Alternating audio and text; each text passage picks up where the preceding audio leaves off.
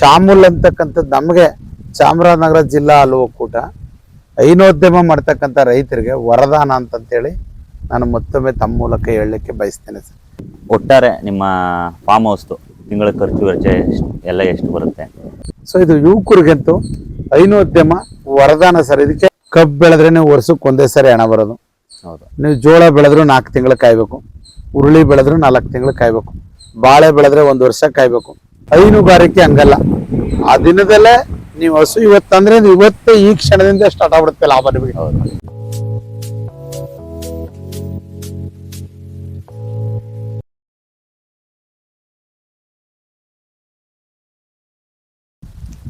ಕರು ಹಾಕಿ ಎಷ್ಟು ತಿಂಗಳ ತನಕ ಹಾಲು ಕರಿತೀರಾ? ಅಂದ್ರೆ ನೆಕ್ಸ್ಟ್ ಪ್ರೆಗ್ನೆನ್ಸಿ ಬರೋ ತನಕ?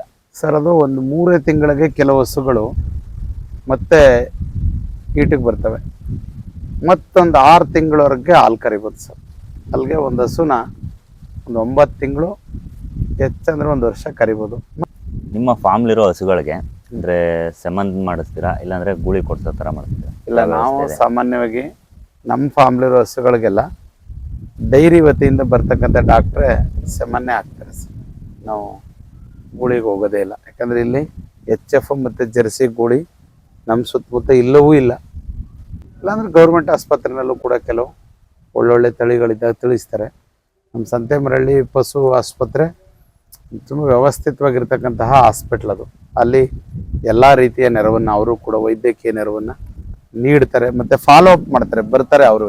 ಈ ಚಾಮುಲ್ನವ್ರು ಹೆಂಗೆ ನಮಗೆ ಬಂದು ಫಾಲೋ ಅಪ್ ಮಾಡೋಂಥದ್ದು, ಹಸುನ ಆರೋಗ್ಯ ವಿಚಾರಿಸ್ತಕ್ಕಂಥದ್ದು ಮತ್ತು ಮೇವು ಇತ್ಯಾದಿ ಬಗ್ಗೆ ಹೆಂಗೆ ಚರ್ಚೆ ಮಾಡ್ತಾರೋ ಹಾಗೇ ಸರ್ಕಾರಿ ಪಶು ಆಸ್ಪತ್ರೆಯವರು ಕೂಡ ನಿರಂತರ ಫಾಲೋ ಅಪ್ ಮಾಡೋಂಥದ್ದು, ಅವಕ್ಕೆ ಏನು ಮೇವಿನ ಬೀಜಗಳನ್ನ ಕೊಡ್ತಕ್ಕಂಥದ್ದು, ವೈದ್ಯಕೀಯ ಸೇವೆಯನ್ನು ಒದಗಿಸ್ತಕ್ಕಂಥದ್ದು ಎರಡನ್ನೂ ಮಾಡೋದ್ರಿಂದ ನಮ್ಗೆ ಅದೇ ಈಸಿ ಅನ್ನಿಸ್ತದೆ ಸರ್.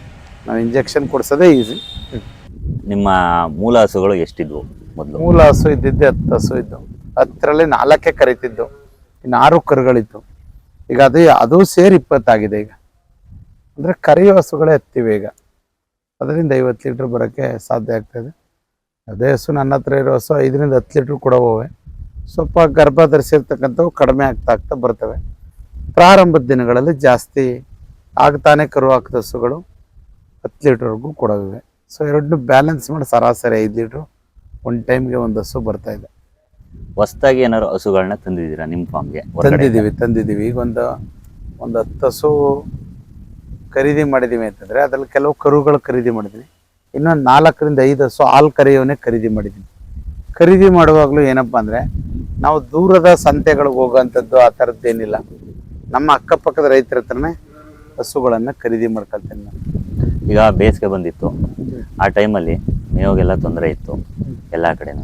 ಅವಾಗ ನೀವು ಯಾವ ಥರ ಮೇಂಟೈನ್ ಮಾಡಿದ್ರಿ ಸರ್? ನಾವು ಮೇವಿನ ತೊಂದರೆಯನ್ನು ನೀಗಿಸ್ಕೊಳ್ಳಿಕ್ಕೆ ನನಗೆ ಆ ಸಂದರ್ಭದಲ್ಲಿ ಡೈರಿ ವತಿಯಿಂದ ಕಡಿಮೆ ಸಬ್ಸಿಡಿ ರೈಟಲ್ಲಿ 1 kgಗೆ 1.25 ರೂಪಾಯಿನಂತೆ ನಮಗೆ ಬೇಕು ಅನ್ನೋವಷ್ಟು ಮೇವನ್ನು ಸಪ್ಲೈ ಮಾಡಿದ್ರು ಸರ್.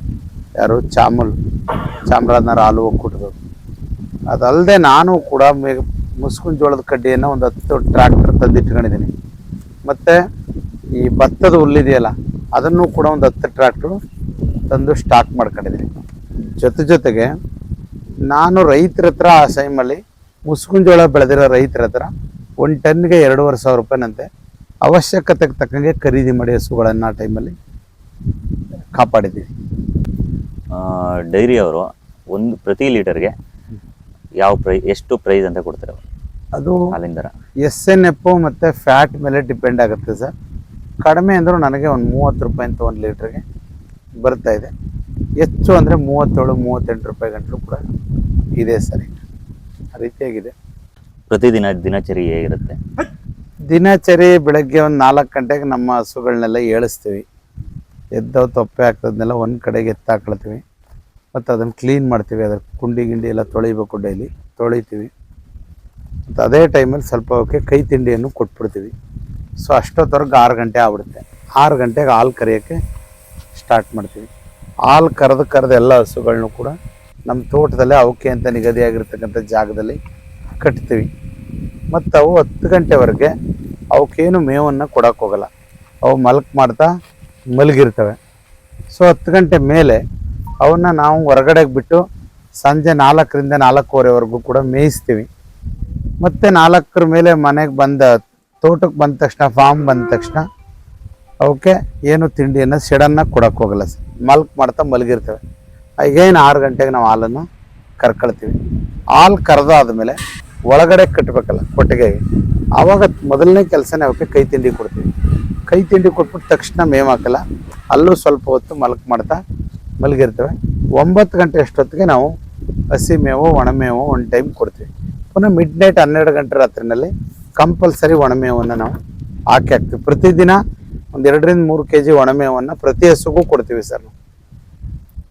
ಇದು ನಮ್ಮ ಈ ಹಸು ಸಾಕುವ ದಿನಚರಿ. ನಮ್ಮ ಚಾಮುಲ್ ಅವರ ಸಪೋರ್ಟ್ ಹೇಗಿದೆ ನಿಮಗೆ? ಸರ್, ಚಾಮುಲ್ ಅವರು ಸಪೋರ್ಟ್ ಅನ್ನೋಕ್ಕಿಂತ ಚಾಮುಲ್ ನಮಗೆ ವರದಾನ ಅಂತಲೇ ಹೇಳ್ಬೇಕು ನಾನು. ಯಾಕೆಂದರೆ ಅವರು ರೈತರಿಗೆ ಒಂದು ರೀತಿ ಒತ್ತಾಸೆಯಾಗಿ ನಿಲ್ತಾರೆ, ಅಂದರೆ ಧೈರ್ಯ ತುಂಬ್ತಾರೆ. ಮತ್ತು ಧೈರ್ಯ ತುಂಬಿ ಅವರು ಆ ಕಸುಬು ಕೈ ಹಾಕಿದರೆ ಹೈನೋದ್ಯಮದಲ್ಲಿ ಇದ್ದಾರೆ ಅಂತಂದರೆ ಅವ್ರನ್ನ ಒಕ್ಕೂಟದ ಭಾಗ ಅಂತ ಪರಿಗಣಿಸ್ತಾರೆ. ಅವ್ರಿಗೆ ಬೇಕಾಗಿರ್ತಕ್ಕಂಥ ಮೇವು ಬೆಳಿಲಿಕ್ಕೆ ರಿಯಾಯಿತಿ ದರದಲ್ಲಿ ಮೇವಿನ ಬಿತ್ತನೆ ಕಡ್ಡಿಗಳನ್ನು ಕೊಡ್ತಾರೆ. ಮತ್ತು ಹಸು ಕರೀಲಿಕ್ಕೆ ಯಂತ್ರವನ್ನು ಸಬ್ಸಿಡಿ ರೂಪದಲ್ಲಿ ನಮಗೆ ಯಂತ್ರ ಖರೀದಿ ಮಾಡಲಿಕ್ಕೆ ಅವಕಾಶ ಇದೆ. ಮತ್ತು ಒಕ್ಕೂಟದಲ್ಲೇ ಮೇವು ಬೆಳೆದು ಅದನ್ನು ಕೂಡ ನಮಗೆ ಸಬ್ಸಿಡಿ ರೇಟಲ್ಲಿ ಹಸುಗಳಿಗೆ ಕೊಡ್ತಾರೆ. ಮತ್ತು ವೈದ್ಯಕೀಯ ಸೇವೆಯನ್ನು 24/7 ಅವರೇ ಮಾಡ್ತಾರೆ. ಅದಕ್ಕೆ ನಾವು ಡೈರಿಯಲ್ಲಿ ಒಂದು 100 ರೂಪಾಯಿ ಕಟ್ಟೊಂಡು ಟೋಕನ್ ತಗೊಳ್ಳೋದಂತ ಬಿಟ್ಟರೆ ಬೇರೆ ಏನಿಲ್ಲ. ಅದಕ್ಕೆ 1,000ವರೆಗೂ ಕೂಡ ಉಚಿತವಾದ ಔಷಧೀಯ ಚಿಕಿತ್ಸೆಯನ್ನು 100ಕ್ಕೆ 100 ನೀಡ್ತಾರೆ ಅವರು. ಸೊ ಹಾಗಾಗಿ ಚಾಮುಲ್ ಅಂತಕ್ಕಂಥದ್ದು ನಮಗೆ ಚಾಮರಾಜನಗರ ಜಿಲ್ಲಾ ಹಾಲು ಒಕ್ಕೂಟ ಹೈನೋದ್ಯಮ ಮಾಡ್ತಕ್ಕಂಥ ರೈತರಿಗೆ ವರದಾನ ಅಂತಂತೇಳಿ ನಾನು ಮತ್ತೊಮ್ಮೆ ತಮ್ಮ ಮೂಲಕ ಹೇಳಲಿಕ್ಕೆ ಬಯಸ್ತೇನೆ ಸರ್. ಚಾಮುಲ್ನವರು ಅಷ್ಟೇ, ಮತ್ತು ಸರ್ಕಾರಿ ಪಶು ಆಸ್ಪತ್ರೆಯವರು ಕೂಡ ಅಷ್ಟೇ. ಅವರು ಅಷ್ಟೇ 24/7 ನಾವು ಒಂದು ಕಾಲ್ ಮಾಡಿದ್ರೆ ಅವರ ಆಂಬುಲೆನ್ಸ್ ಸೇವೆ ಕೂಡ ಇದೆ. ಮೇಜರ್ ಏನಾದ್ರು ಸರ್ಜರಿ ಆಗೋಂಥದ್ದಿತ್ತು ಅಂದರೆ ಆಂಬುಲೆನ್ಸ್ನವರೇ ಬಂದುಬಿಡ್ತಾರೆ. 1098 ಏನೋ ಇದೆ, ಅದು ಆ ನಂಬರ್ ನನಗೆ ಸರಿಯಾಗಿ ಕ್ಲಾರಿಟಿ ಇಲ್ಲ, ನಮ್ಮ ಮೊಬೈಲಲ್ಲಿ ಇಟ್ಕೊಂಡಿದ್ದೀನಿ. ಅಂದರೆ ವಿತಿನ್ 10 ಮಿನಿಟ್ಸು, ಮ್ಯಾಕ್ಸಿಮಮ್ ಒಂದು 30 ಮಿನಿಟ್ಸ್ ಒಳಗಡೆ ನಾವು ಎಲ್ಲಿದ್ದರೂ ಕೂಡ ಬಂದುಬಿಡ್ತಾರೆ ಸರ್. ಸೊ ಹಾಗಾಗಿ ರೈತರಿಗೆ ಚಾಮುಲ್ ಆಗ್ಬೋದು, ಪಶು ಆಸ್ಪತ್ರೆ ಆಗ್ಬೋದು, ಅದೊಂದು ರೀತಿ ಬೆನ್ನೆಲುಬು ಸರ್. ನಿಮ್ಮ ಶೆಡ್ ಅಳತೆ ಎಷ್ಟಿದೆ ಅದು? ಪೂರ್ವ ಪಶ್ಚಿಮ 60 ಅಡಿ ಇದೆ, ಉತ್ತರ ದಕ್ಷಿಣ 50 ಅಡಿ ಇದೆ. ಅದಕ್ಕೆ ಗೌರ್ಮೆಂಟಿಂದ ಏನಾದರೂ ಸಬ್ಸಿಡಿ? ಇಲ್ಲ, ನಾನು ಸರ್ಕಾರಿ ಸಬ್ಸಿಡಿಗೇನೆ ಹೋಗಿಲ್ಲ ಇದುವರೆಗೆ. ಹಸು ಸಾಕಲಿಕ್ಕೆ ಡೈರಿಯವರು ಕೊಡೋ ಬಿತ್ತನೆದು ಮತ್ತು ಹಾಲು ಕರೆಯುವ ಯಂತ್ರ ಬಿಟ್ಟರೆ ಬೇರೆ ಸಬ್ಸಿಡಿ ಕೆಲಸಕ್ಕೆ ಹೋಗಿಲ್ಲ. ಶೆಡ್ಡನ್ನು ನಮ್ಮ ಸ್ವಂತ ಹಣದಲ್ಲಿ ಒಂದು 20 ಲಕ್ಷ ರೂಪಾಯಿ ಆಯಿತು ನಿರ್ಮಾಣ ಮಾಡ್ಕೊಂಡಿದ್ವಿ. ಹಸು ಖರೀದಿ ಮಾಡಲಿಕ್ಕೆ ಯೂನಿಯನ್ ಬ್ಯಾಂಕ್ ಯಡಿಯೂರು ಮಂಗಲ ಸಾಕಿಯವರು ವಾಲಂಟರಿಯಾಗಿ ಬಂದು ನಮ್ಮ ಶೆಡ್ಡು, ನಮ್ಮ ಹಸುಗಳೆಲ್ಲ ನೋಡಿ, ನೀವು ನಿಜವಾದ ರೈತರು, ನಿಮಗೆ ಸಪೋರ್ಟ್ ಮಾಡಬೇಕು ಅಂತೇಳಿ ಸಾಲದ ರೂಪದಲ್ಲಿ ಒಂದು 5 ಲಕ್ಷ ನಮಗೆ ಹಸು ಖರೀದಿಗೆ ಸಹಾಯ ಮಾಡಿದ್ದಾರೆ ಸರ್. ಈ ಸಂದರ್ಭದಲ್ಲಿ ನಾವು ಯೂನಿಯನ್ ಬ್ಯಾಂಕ್ ಯಡಿಯೂರು ಮಂಗಲ ಶಾಖೆಯವ್ರನ್ನು ಕೂಡ ಅತ್ಯಂತ ಪ್ರೀತಿಯಿಂದ ಅಭಿನಂದಿಸ್ತೇನೆ. ಮತ್ತು ಚಾಮುಲ್ನ ಆಡಳಿತ ಮಂಡಳಿ ಮತ್ತು ಸಿಬ್ಬಂದಿಗಳನ್ನು ಕೂಡ ಅತ್ಯಂತ ಗೌರವದಿಂದ ನಾನು ಅಭಿನಂದಿಸ್ತೇನೆ. ಮತ್ತು ಚಾಮರಾಜನಗರ ಜಿಲ್ಲೆಯ ಪಶುವೈದ್ಯಕೀಯ ಇಲಾಖೆಯವ್ರನ್ನ ನಾನು ಅತ್ಯಂತ ಗೌರವದಿಂದ ಅಭಿನಂದಿಸ್ತೇನೆ ಸರ್. ಯಾಕೆಂದರೆ ಈ ಉದ್ಯಮ ನಡೀಲಿಕ್ಕೆ ಅವರೆಲ್ಲರ ಪಾಲುದಾರಿಕೆ ಇದೆ ಸರ್. ನಿಮ್ಮ ಈ ಯಶಸ್ಸಿಗೆ ಅಂತಲೇ ಹೇಳ್ಬೋದು, ನಿಮ್ಮ ಸ್ನೇಹಿತರು ಮತ್ತು ನಿಮ್ಮ ಫ್ಯಾಮಿಲಿಯವರು ಯಾವ ಥರ ಸಪೋರ್ಟ್ ಮಾಡಿದ್ರು ಸರ್? ನನಗೆ ನಮ್ಮ ಫ್ಯಾಮಿಲಿಯಲ್ಲಿ ನನ್ನ ತಮ್ಮ ಮೇಜರಾಗಿ ಇದಕ್ಕೆ ಅಸಿಸ್ಟೆನ್ಸ್ ಆಗಿ ನಿಂತಿರ್ತಕ್ಕಂಥದ್ದು. ಅವ್ರ ಹೆಸರು ಮಹೇಶ್ HS ಅಂತೇಳಿ, ನಾವಿಬ್ಬರೇ ಅಣ್ಣ ತಮ್ಮಿದ್ರು. ಅವನು ನನಗೆ ತಮ್ಮ, ಅವನು ಇದರದ್ದು ಮೇಲುಸ್ತುವಾರಿ ಎಲ್ಲ ಅವನೇ ಮಾಡ್ತಾನೆ ಸರ್. ಅದು ಹಾಲು ಕರೆಸೋ ಟೈಮಲ್ಲಿ ಬಂದು ನಿಂತ್ಕೊಂಡು ಹಾಲು ಕರೆಸೋದು, ಮತ್ತು ಅದಕ್ಕೆ ಮೇವು ಹಾಕಿಸ್ತಕ್ಕಂಥದ್ದು, ಮೇವನ್ನು ಒದಗಿಸ್ತಕ್ಕಂಥದ್ದು, ಮತ್ತು ಅದನ್ನು ಡೈರಿಗೆ ಹಾಲನ್ನು ಸರಬರಾಜು ಮಾಡ್ತಕ್ಕಂಥದ್ದು, ಮತ್ತು ಆಸ್ಪತ್ರೆಗೆ ವೈದ್ಯರಿಗೆ ಇದರ ಸಮಸ್ಯೆಗಳನ್ನ ತಿಳಿಸ್ತಕ್ಕಂಥದ್ದು, ಮತ್ತು ಅದನ್ನು ಮೇಂಟೈನ್, ಅದಕ್ಕೊಂದು ಮೇಲುಸ್ತುವಾರಿ ಏನಿದೆ ಅದನ್ನು 100ಕ್ಕೆ 100ರಷ್ಟು ನನ್ನ ತಮ್ಮನೇ ಮಾಡ್ತಾ ಇದ್ದಾನೆ ಸರ್ ಈಗ ಪ್ರೆಸೆಂಟ್. ಒಟ್ಟಾರೆ ನಿಮ್ಮ ಫಾರ್ಮ್ ಹೌಸ್ದು ತಿಂಗಳ ಖರ್ಚು ವೆಚ್ಚ ಎಲ್ಲ ಎಷ್ಟು ಬರುತ್ತೆ ಸರ್? ಈಗ ನಂದು ಹೈನೋದ್ಯಮ ಪ್ರೈಮರಿ ಹಂತದಲ್ಲಿದೆ ಸರ್, ನಂದೇನು ಮುಂದುವರೆದ ಭಾಗದಲ್ಲಿಲ್ಲ, ಪ್ರಾರಂಭದ ಹಂತದಲ್ಲಿದೆ. ನನಗೀಗ ಡೈಲಿ ಒಂದು 3,000 ರೂಪಾಯಿ ಹಾಲಿನ ಹಣ ಬರ್ತಾ ಇದೆ ಸರ್ ಒಂದು ದಿನಕ್ಕೆ. ಅದ್ರಲ್ಲಿ 1,000 ರೂಪಾಯಿ ಲೇಬರ್ಗೆ ಹೋಗುತ್ತೆ, 1,000 ರೂಪಾಯಿ ಪಶು ಆಹಾರ ಮೇವಿಗೆ ಹೋಗ್ತಾ ಇದೆ. ಅಂದರೆ ಒಂದು 33% ಉಳಿತಿದೆ, 1,000 ನಮ್ಗೆ ಉಳಿತಾ ಇದೆ ಸರ್. ಇಷ್ಟು ಇದರದ್ದು ಮೇಂಟೆನೆನ್ಸ್. ನಾನು ಯುವಕರಿಗೆ ಹೇಳೋದಿಷ್ಟೇ, ನಾವು ಬೇರೆಯವ್ರ ಹತ್ರ ಹೋಗಿ ಗುಲಾಮ್ರಾಗಿ ಕೆಲಸ ಮಾಡೋದಕ್ಕಿಂತ ನಾವೇ ನಮ್ಮ ಪೂರ್ವಿಕರು ಮಾಡ್ಕೊಂಬಂದಂತಹ ಕೆಲಸಗಳು ಇವು. ಜವಾಬ್ದಾರಿಯಾಗೂ ಕೂಡ ನಮ್ಮ ಹೆಗಲಿಗೆ ಬಂದಿವೆ ಇವತ್ತು. ನಾವು ಅದನ್ನ ಬಿಟ್ಟು ಹೊರಗಡೆ ಹೋದ್ರೆ ಇಲ್ಲಿರೋ ಜಮೀನು ಹಾಳಾಗುತ್ತೆ, ಮನೆಗಳು ಹಾಳಾಗ್ತವೆ. ಅದ್ರ ಬದಲಿಗೆ ಮನೆನೂ ನೋಡ್ಕೊಂಡಾಗುತ್ತೆ. ಮನೇಲಿರೋ ವಯಸ್ಕರಿಗೂ ಕೂಡ ನಮ್ಮ ಮಕ್ಕಳು ನಮ್ಮ ಜೊತೆಗಿದ್ದಾರೇನೋ ಒಂದು ಸಾಮಾಜಿಕವಾದ ನೈತಿಕವಾದ ಬಲವನ್ನು ಕೂಡ ಅವ್ರಿಗೆ ತುಂಬಬೇಕಾಗತ್ತೆ. ಮತ್ತು ನಮ್ಮ ಭೂಮಿನೂ ಹಾಳು ಮಾಡಿದೆ, ಅದರ ಜೊತೆಗೆ ನಾವು ಕೃಷಿಯನ್ನ ಮತ್ತೆ ಹೈನೋದ್ಯಮವನ್ನು ಮಾಡ್ಕೊಂಡ್ರೆ ಒಬ್ಬನೇ ಮೇಂಟೈನ್ ಮಾಡಿದ್ರು ಕೂಡ ಒಂದು 50,000 ರೂಪಾಯಿ ಸಂಪಾದನೆ ಮಾಡ್ಬೋದು ಸರ್. ಅದರಲ್ಲೇನು ಎರಡನೇ ಮಾತೇ ಇಲ್ಲ. ಆದರೆ ಶ್ರಮ ಅಂದರೆ ಶ್ರಮ ಇರುತ್ತೆ, ಶ್ರಮ ಇಲ್ಲದೆ ಎಲ್ಲೂ ಬರಲ್ಲ. ಸೊ ಇದು ಯುವಕರಿಗಂತೂ ಹೈನೋದ್ಯಮ ವರದಾನ ಸರ್. ಇದಕ್ಕೆ ದೊಡ್ಡ ಟೆಕ್ನಿಕಲ್ ಏನು ಟ್ರೈನಿಂಗ್ ಬೇಕಿಲ್ಲ. ಸುಮ್ಮನೆ ನಾವು ಹಸು ನೋಡಿದ್ರೆ ಸಾಕು, ಹಸು ಹೇಗಿರುತ್ತೆ, ಹಸು ಕರಿಬೇಕು, ಹಸು ಮೇಯಿಸ್ಬೇಕು ಅನ್ನೋ ನಾಲೆಡ್ಜ್ ಇದ್ರೆ ಸಾಕು ಹಸು ಸಾಕ್ಲಿಕ್ಕೆ. ಇನ್ನು ಉಳಿದಿದ್ದೆಲ್ಲ ಟೆಕ್ನಿಕಲ್ ಅಸಿಸ್ಟೆನ್ಸ್ನ ಚಾಮೂಲ್ನವರು ಮತ್ತು ಪಶು ಇಲಾಖೆಯವರು ನಮಗೆ ಕೊಡ್ತಾರೆ. ನಿಮ್ಮ ಮುಂದಿನ ಗುರಿ ಏನು ಸರ್? ನಾನು ಈ ಹೈನೋದ್ಯಮ ಪ್ರಾರಂಭ ಮಾಡಿ 1 ವರ್ಷ ಆಗಿದೆ. ಸೊ ನನ್ನ ಈ ಹೈನೋದ್ಯಮದಲ್ಲಿ ನಾನು ಒಂದು ಕನಿಷ್ಠ 100 ಹಸುಗಳನ್ನು ಸಾಕಬೇಕು ಅನ್ನೋ ಒಂದು ವಿಷನ್ ಬಿಲ್ಡಿಂಗ್ ಇಟ್ಕೊಂಡಿದ್ದೀನಿ ಸರ್. ಅಂದರೆ ದೂರದೃಷ್ಟಿ ಇಟ್ಕೊಂಡಿದ್ದೀನಿ. ಒಂದು 100 ಹಸು ಹಾಗೂ ಒಂದು 10 ಆಳು ಇರಲೇಬೇಕಾಗತ್ತೆ. 10 ಹಸುಗೊಂದು ಆಳು, 10 ಹಸುಗೊಂದು ಆಳು, ಅವ್ರಿಗೊಂದು 5,000 ರೂಪಾಯಿ ಕೂಲಿ ಹೋಗಲಿ. ನಾವು ನಮಗಿರೋ ಎಲ್ಲ ಜಮೀನಲ್ಲೂ ಕೂಡ ಮೇವಿನ್ನೇ ಹಾಕೋಣ ಅಂತ, ಮೇವು ಬೆಳ್ಕೊಳ್ಳೋಣ ಹಸುಗಳಿಗೆ ಅಂತ. ಸೊ ಅಲ್ಲಿಗೆ ಅದರದ್ದು ಮೇವಿನ ವೆಚ್ಚ ತಗ್ಗುತ್ತೆ. ಮತ್ತೊಂದಷ್ಟು ಜಮೀನಲ್ಲಿ ಮೇವಿನ ಕೈ ತಿಂಡಿ ಮೇವನ್ನು ಬೆಳ್ಕೋಬೋದು. ನಾವು ಮುಸ್ಕಿನ ಜೋಳ, ಹುರುಳಿ ಎಲ್ಲ ಬೆಳ್ಕೋಬೋದು. ಸೊ ಅಲ್ಲಿಗೊಂದು 50-60% ಖರ್ಚು ಬರುತ್ತೆ, ಒಂದು 40% ಉಳಿಯಂಗೈತೆ. ನಾವು 100 ಹಸು ಮಾಡೋ ದಿನಕ್ಕೆ ಕನಿಷ್ಠ ನಮಗೆ ಒಂದು ದಿನಕ್ಕೆ 500 ಲೀಟ್ರ್ ಹಾಲಂತೂ ಕಂಪಲ್ಸರಿ ಬಂದೇ ಬರುತ್ತೆ. ನಾನು ಹೇಳ್ತಾ ಇರೋದೇ ಕಡಿಮೆ, ಬರೀ 50 ಹಸುನೇ ಕರೆದ್ರೂ ಕೂಡ ಬೆಳಗ್ಗೆ 250 ಲೀಟ್ರ್, ಸಂಜೆ 250 ಲೀಟ್ರ್ ಹಾಲು ಬಂದ್ಬಿಡುತ್ತೆ. ಅದೊಂದು 5,000, ಇದು ಒಂದು 5,000 ಹೋದ್ರೆ ಇನ್ನೊಂದು 5,000 ನಮಗೆ ಉಳಿಯುತ್ತೆ. ಇದೊಂದು ರೀತಿ ನಾವು ಏನು ಮಾಡ್ತಾ ಇದ್ರೆ ನಮ್ಮ ಪೂರ್ವಿಕರು ಅದೇ ಕೆಲಸಕ್ಕೆ ನಾವು ಒಂದು ರೀತಿ ನಿಂತಾಗ ನಮ್ಗೆ ಇದು ಕಮರ್ಷಿಯಲ್ ಆಗಿ ದುಡ್ಡು ಬರೋಕ್ಕೆ ಸ್ಟಾರ್ಟ್ ಆಗುತ್ತೆ. ಕಬ್ಬು ಬೆಳೆದ್ರೆ ನೀವು ವರ್ಷಕ್ಕೆ ಒಂದೇ ಸರಿ ಹಣ ಬರೋದು. ಹೌದು. ನೀವು ಜೋಳ ಬೆಳೆದ್ರು 4 ತಿಂಗಳು ಕಾಯ್ಬೇಕು, ಹುರುಳಿ ಬೆಳೆದ್ರು 4 ತಿಂಗಳು ಕಾಯ್ಬೇಕು, ಬಾಳೆ ಬೆಳೆದ್ರೆ 1 ವರ್ಷ ಕಾಯ್ಬೇಕು. ಅಥವಾ ನೀವು ಯಾವುದೇ ಹುಣಸೆ ತೋಟ ಮಾಡಿ, ತೆಂಗಿನ ತೋಟ ಮಾಡಿ ದಿನ ಅಂತೂ ಹಣ ಬರೋದೇ ಇಲ್ಲ. ಮತ್ತು ಅದಕ್ಕೆ ನಾವು ಕಾಯಬೇಕು. ಒಂದೊಂದು ಸರಿ ಲಾಭನೂ ಬರ್ತವೆ, ಅವು ಒಂದೊಂದು ಸರಿ ಲಾಸ್ ಆಗ್ತವೆ.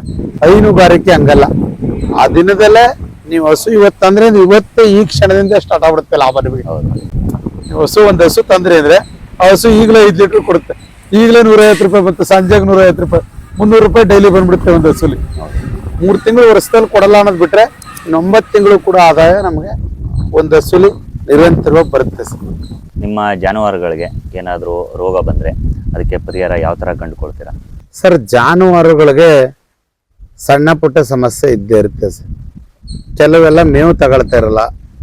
ಆಗ ನಾವು ಅದಕ್ಕೆ ಹಿಂದೆ ಎಲ್ಲ ನಮ್ಮಲ್ಲಿ ಹಳ್ಳಿಗಳಲ್ಲಿ ವಿಳ್ಯದೆಲ್ಲ ತಿನ್ನಿಸೋದು, ಮತ್ತು ಬೆಲ್ಲ ಮತ್ತು ಈರುಳ್ಳಿ ಜಪ್ಪು ಕೊಡೋದೆಲ್ಲ ಮಾಡ್ತಾ ಇದ್ವಿ. ಈಗ ನಾವು ಅದನ್ನು ಮಾಡ್ತೀವಿ, ಜೊತೆಗೆ ನಾವು ಡಾಕ್ಟರ್ನ ಕರೆಸಿ ಅವಕ್ಕೆ ವೈದ್ಯಕೀಯ ಸೇವೆಯನ್ನು ನೀಡ್ತೀವಿ ಸರ್. ಇಂಜೆಕ್ಷನ್ ಮಾಡಿಸೋಂಥದ್ದು. ಅದಲ್ಲದೆ ಕೆಚ್ಚಲು ಬಾವು ಒಂದು ಕಾಮನ್ ಆಗಿ ಬರ್ತಕ್ಕಂತಹ ಸಮಸ್ಯೆ. ನಾವು ನಾಡ ಔಷಧಿಯನ್ನು ಮಾಡ್ತೀವಿ ಇಲ್ಲಿ. ಅಂದರೆ ಆಯುರ್ವೇದ ಪದ್ಧತಿಯಲ್ಲಿ ಕೂಡ ಅದಕ್ಕೆ ಅರಿಶಿಣ ಮತ್ತು ಅಲೋವೆರಾ ಇವನ್ನೆಲ್ಲ ಚೆನ್ನಾಗಿ ಆಡಿಸಿ ಅದನ್ನು ಕೆಚ್ಚಲಿಗೆ ಸೌರ ಅಂಥದ್ದು, ಹಂದಿ ತುಪ್ಪ ಸೌರ ಅಂಥದ್ದು, ಇದು ಒಂದು ನಾಡ ಔಷಧಿನೂ ಮಾಡ್ತೀವಿ. ಆದರೆ ಡಾಕ್ಟ್ರೇ ಬಂದು ಇಂಜೆಕ್ಷನ್ ಮಾಡಿ, ಅಕಸ್ಮಾತ್ ಕೆಚ್ಚಲು ಏನಾದ್ರು ಗಂಟಾಗಿದ್ರೆ ಅದಕ್ಕೆ ಕೆಚ್ಚಲ್ಗೇನೆ ಇಂಜೆಕ್ಷನ್ ಮಾಡಿ ಅದು ಶೀಘ್ರದಲ್ಲಿ ಗುಣಮುಖ ಆಗೋ ಥರ ಆಗಬೇಕು ಅಂತ ಸರ್. ಇವತ್ತು ನಾಡ ಔಷಧಿ ಜೊತೆಗೆ ನಾವು ಇಂಗ್ಲೀಷ್ ಮೆಡಿಸಿನ್ ಕೂಡ ಕೊಡಿಸ್ಲೇಬೇಕು ಸರ್. ಸೊ ಇದು ರೋಗಗಳು ಬಂದಾಗ ರೋಗ ಬಂದ ಹಸುವನ್ನು ನಾವು ಬೇರೆ ಕೊಟ್ಟಿಗೆ ಕಟ್ಕೊಳ್ಳೋದು ಕೂಡ ಒಂದು ಹೈನೋದ್ಯಮದಲ್ಲಿ ಅದೊಂದು ಜಾಣ್ಮೆ ಸರ್. ನಾನು ಬೇರೆ ಬೇರೆ ಬಿಸ್ನೆಸ್ಸನ್ನು ಮಾಡ್ತಾ ಇದ್ದೆ. ನಂದು ಒಂದು ಕೇಟ್ರಿಂಗ್ ಸರ್ವಿಸ್ ಇತ್ತು, ಮತ್ತು ನಾನು ಸೋಷಿಯಲ್ ಸರ್ವಿಸಲ್ಲಿರೋನು. ಹಾಲಿ ಜಿಲ್ಲಾ ಬಸವ ಕೇಂದ್ರದ ಅಧ್ಯಕ್ಷ, ಜೊತೆಗೆ PLD ಬ್ಯಾಂಕ್ನಲ್ಲಿ ನಾನು ಒಂದು ರೈತರ ಬ್ಯಾಂಕು, ಅದರ ಚಾಮರಾಜನಗರ ತಾಲೂಕು PLD ಬ್ಯಾಂಕ್ ಅಧ್ಯಕ್ಷ. ನಮಗೆ ಸಾರ್ವಜನಿಕ ಜೀವನದಲ್ಲಿ ಬೇರೆ ಬೇರೆಯವ್ರ ಜೊತೆಗೆಲ್ಲ ಒಡನಾಟ ಆದಾಗ ಅನ್ನಿಸಿದ್ದೇನೆಂದರೆ ನಾವು ಕಾಂಟ್ರಾಕ್ಟ್ ಮಾಡೋಂಥದ್ದು ಬೇರೆ ಬೇರೆವೆಲ್ಲವೂ ಕೂಡ ಸ್ವಲ್ಪ ನಮ್ಮನ್ನು ಮಾನಸಿಕ ಗುಲಾಮಗಿರಿಗೆ ತಳ್ತವೆ. ಸೊ ನನಗೆ ಅದರಿಂದ ಬೇಸತ್ತು ನಾವು ಯಾಕೆ ನಮ್ಮ ಪೂರ್ವಿಕರು ಇದರಲ್ಲೇ ಬದುಕನ್ನು ಕಟ್ಕೊಂಡಿದ್ದಂಥವ್ರು, ಮತ್ತು ನಾವು ಅದನ್ನೇ ಸ್ವಲ್ಪ ಮಾಡ್ರನ್ನಾಗಿ ಮಾಡೋಣ, ಮಾಡಿ ಅದು ಆದಾಯ ಕಡಿಮೆ ಆಗಲಿ, ಅತ್ಯಂತ ಗೌರವಯುತವಾದ ಜೀವನನೇ ಭಾಳ ಮುಖ್ಯ ಅಂತೇಳಿ ಹೈನೋದ್ಯಮಕ್ಕೆ ಬಂದವ ನಾನು.